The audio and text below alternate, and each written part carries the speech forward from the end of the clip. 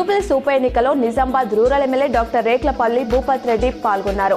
ఉప ఎన్నికల ప్రచారంలో భాగంగా శారది సొసైటీ, జనప్రియ కాలనీ, ప్రభాత్ నగర్ ప్రాంతంలో ఆయన ప్రజలతో భేటీ అవుతూ ఇంటింటికి తిరిగి కాంగ్రెస్ అభ్యర్థి నవీన్ యాదవ్ ను గెలిపించాలని కోరారు.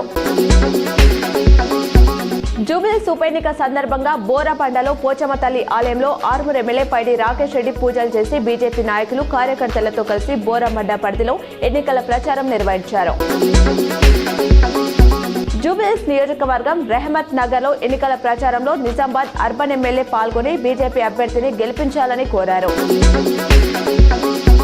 నిజామాబాద్ నగరంలోని సుభాష్ నగర్ లో శ్రీరామాలయంలో కార్తీక మాస ఉత్సవాల్లో భాగంగా ప్రత్యేక పూజలు కొనసాగుతున్నాయి. మహిళలు దీపారాధన నిర్వహిస్తున్నారు.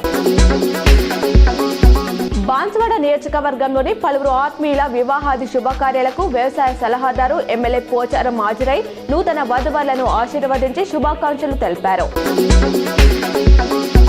జూబ్లీహిల్స్ ఉప ఎన్నికలో భాగంగా రహమత్ నగర్ డివిజన్ సంతోష్ నగర్ లో ఆదివారం నిర్వహించిన స్ట్రీట్ కార్నర్ మీటింగ్ లో నిజామాబాద్ అర్బన్ ఎమ్మెల్యే ధన్పాల్ సూర్యనారాయణ గుప్తా పాల్గొన్నారు.